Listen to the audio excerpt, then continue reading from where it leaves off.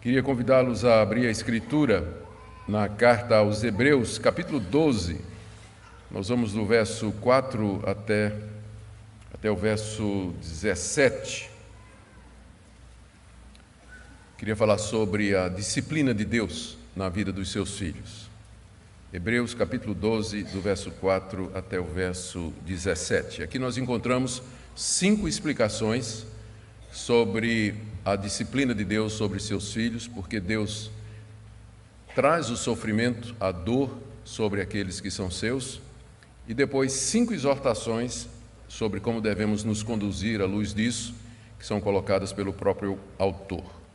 A primeira parte vai do verso 4 até o verso 11, e a segunda do verso 12 até o verso 17. Que Deus nos conceda graça para compreender sua palavra nesta manhã. Ouçamos a leitura. Ora, na vossa luta contra o pecado, ainda não tendes resistido até o sangue. Estais esquecidos da exortação que, como a filhos, discorre convosco. Filho meu, não menosprezes a correção que vem do Senhor, nem desmais quando por ele és reprovado. Porque o Senhor corrige a quem ama e açoita a todo filho a quem recebe. É para a disciplina que perseverais. Deus os trata como filhos. Pois que filho há que o pai não corrige? Mas se estáis sem correção de que todos se têm tornado participantes, logo sois bastardos e não filhos. Além disso, tínhamos os nossos pais segundo a carne que nos corrigiam e o respeitávamos. Não havemos de estar em muito maior submissão ao Pai espiritual e então viveremos? Pois eles nos corrigiam por pouco tempo segundo melhor lhes parecia. Deus, porém, nos disciplina para aproveitamento, a fim de sermos participantes da sua santidade. Toda disciplina com efeito no momento não parece ser motivo de alegria, mas de tristeza. Ao depois, entretanto, produz fruto pacífico aos que por ela têm sido exercitados frutos de justiça. Por isso, restabelecei as mãos descaídas e os joelhos trôpegos, e fazei caminhos retos para os pés, para que não se extravie o que é manco, antes seja curado. Segui a paz com todos e a santificação, sem a qual ninguém verá o Senhor. Atentando diligentemente, porque ninguém seja faltoso, separando-se da graça de Deus. Nem haja alguma raiz de amargura que, brotando, vos perturbe e, por meio dela, muitos sejam contaminados. Nem haja algum impuro ou profano, como foi Esaú, o qual por um repasto vendeu o seu direito de primogenitura. Pois sabeis também que, posteriormente, querendo herdar a bênção, foi rejeitado, pois não achou lugar de arrependimento, embora com lágrimas o tivesse buscado. A passagem é muito rica, é bem conhecida.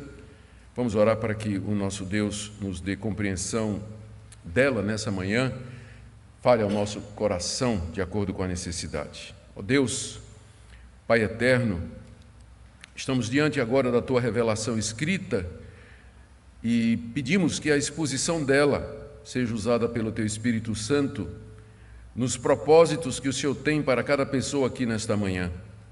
Nós acabamos de ler que o Senhor usa os sofrimentos dessa vida como meio de correção e de criação dos Teus filhos. E nós queremos reconhecer que nem sempre estamos dispostos a nos submeter a isso, nem sempre percebemos a Tua mão corretora, paterna, por detrás das dores que nos acometem. Por isso nós pedimos que abras o nosso entendimento nesta manhã.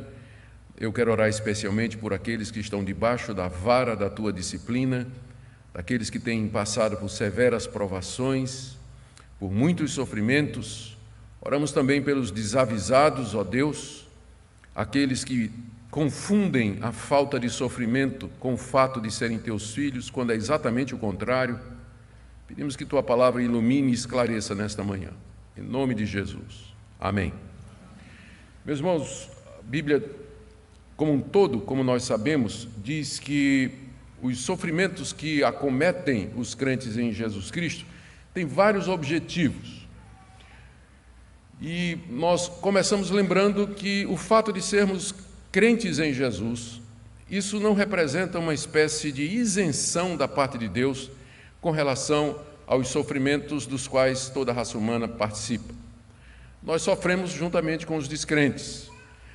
Nós somos acometidos de doenças, temos problemas financeiros, problemas de relacionamento, sofremos com família, exatamente como os demais sofrem também.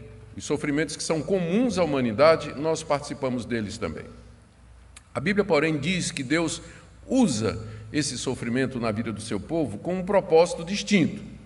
Para os ímpios, para os incrédulos que rejeitam a Deus, a sua existência, a sua providência, a sua sabedoria, esses sofrimentos são uma espécie de preparação para o juízo final e depois para o sofrimento eterno. Deus já usa esses sofrimentos para tormento e sofrimento dos ímpios, preparando-os para o tormento eterno, que se aproxima com velocidade, está às portas com a vinda do Senhor Jesus Cristo. Entretanto, aquele mesmo sofrimento que para o ímpio representa já o juízo de Deus, para nós representa a correção de um Pai que nos ama e que quer o melhor para nós. O grande segredo aqui nesse mundo é você perceber isso, é você entender isso e você viver de acordo com isso.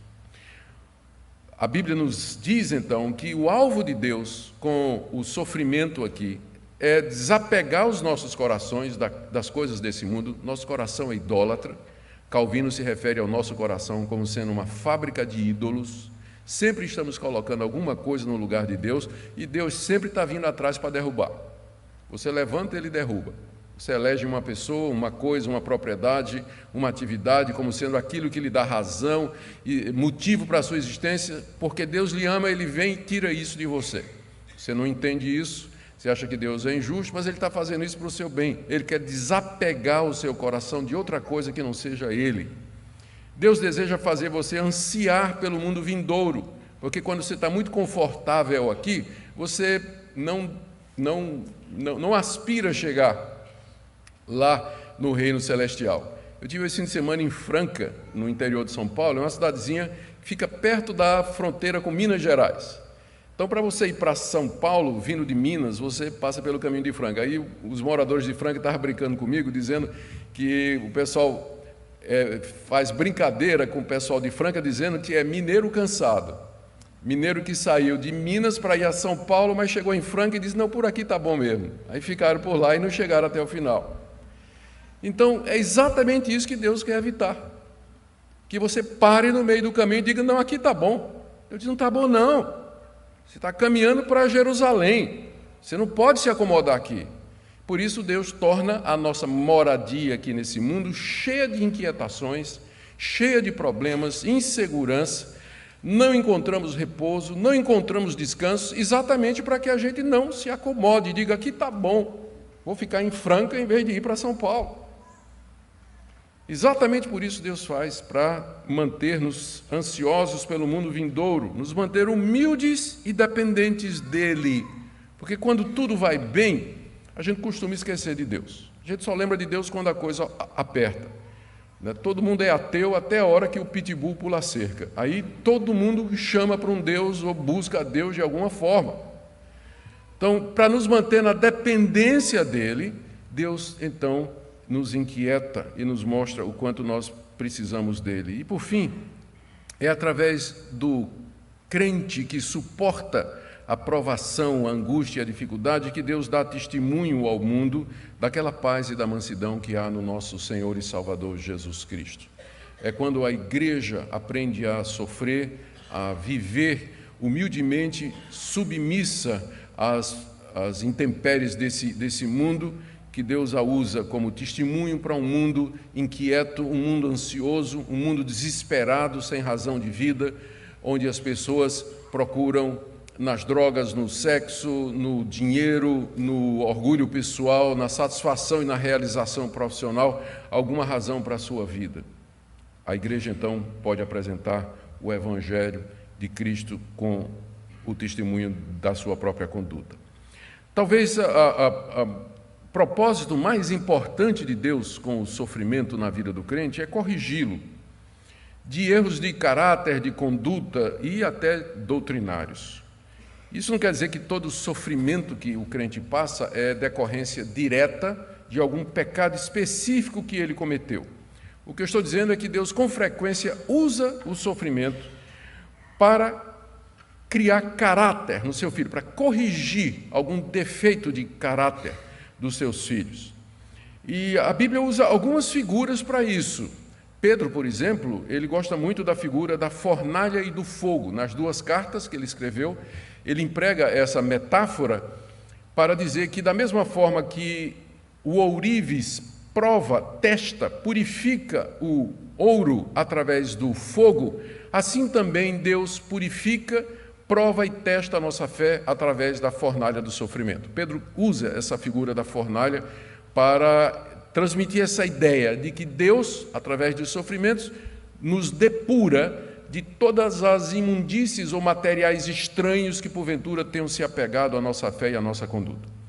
Mas uma outra figura, e essa é particularmente querida do autor de Hebreus, é de um pai que corrige os seus filhos, que é exatamente o ponto aqui da passagem que eu li para vocês.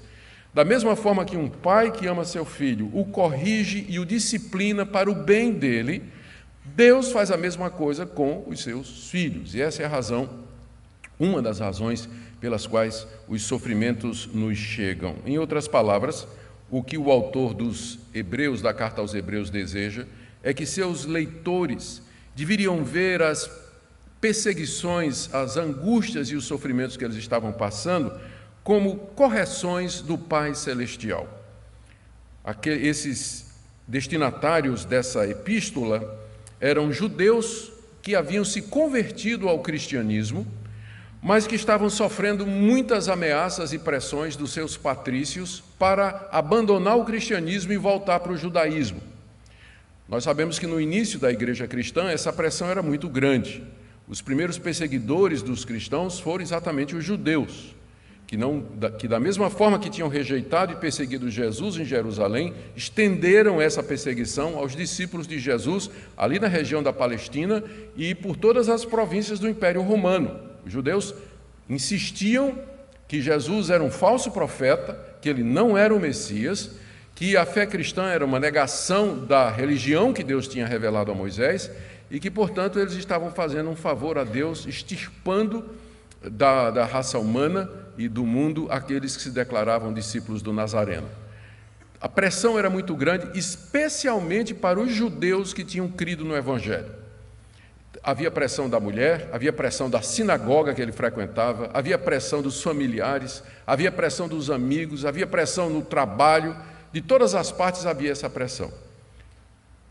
O autor dessa carta, que nós não sabemos quem é, alguns dizem que é o apóstolo Paulo, e é o candidato mais provável, embora não tenhamos evidência suficiente para afirmar sem reticências, mas o autor dessa carta a escreveu exatamente com o objetivo de parar a apostasia, de evitar que os crentes judeus abandonassem a Cristo e voltassem para a antiga prática do judaísmo. E ele faz isso de diversas maneiras. Ele compara Cristo com Moisés e mostra a superioridade de Cristo, compara Cristo com os anjos, ele compara Cristo com o sacerdócio levítico, ele diz que Cristo é de uma ordem diferente de sacerdote, a ordem de Melquisedeque. Ele faz diversas advertências sobre a apostasia, a mais importante é aquela do capítulo 6, que se você foi iluminado, se você teve conhecimento da verdade e voltou atrás, já não resta mais perdão ou arrependimento para os seus pecados. E agora nós chegamos nesse capítulo onde a tática dele, a estratégia dele é dizer: essas perseguições que vocês estão passando, elas não são motivo de desânimo para vocês. Pelo contrário, elas são uma prova de que vocês são filhos de Deus. Porque qual é o pai que não corrige seus filhos? Eu sei que esse argumento tinha muita força naquela época, né? Hoje em dia, se eu disser aqui qual é o pai que não corrige seu filho, vai levantar uns 300, né? O pai que não corrige mesmo, deixa a criança à vontade. Mas naquela época os pais costumavam corrigir os seus filhos. Por isso o argumento é válido, né? Qual o pai que não corrige seu filho? Ora, o Pai Celestial também vai fazer a mesma coisa. Então, esse é o ponto da passagem. O autor deseja que os seus leitores, tentados a voltar atrás, por conta da pressão, do sofrimento e da perseguição, eles olhassem aqueles sofrimentos, na verdade, como uma prova do amor de Deus, preparando-os e purificando-os para que eles pudessem herdar o reino celestial. E no caminho, então, além de explicar isso, o autor da carta traz algumas advertências e orientações práticas que nós veremos, se o tempo de fato permitir. Então, ele traz, em primeiro lugar, 5 esclarecimentos sobre os sofrimentos, começando aí do verso 4 e indo até o verso 11. O primeiro não é tão ruim quanto pode ser. Se vocês estão achando que é ruim, pode ficar pior ainda. Não chegou ainda ao máximo, não. É o que diz o verso 4. Ora, na vossa luta contra o pecado, ainda não tendes resistido até o sangue. Eles estavam sendo ameaçados, assediados, talvez pela polícia local, seus bens tinham sido arrestados, mas ainda não tinha começado o martírio. Não havia ainda morte, o Império Romano ainda não tinha começado a matar os cristãos jogando-os na arena.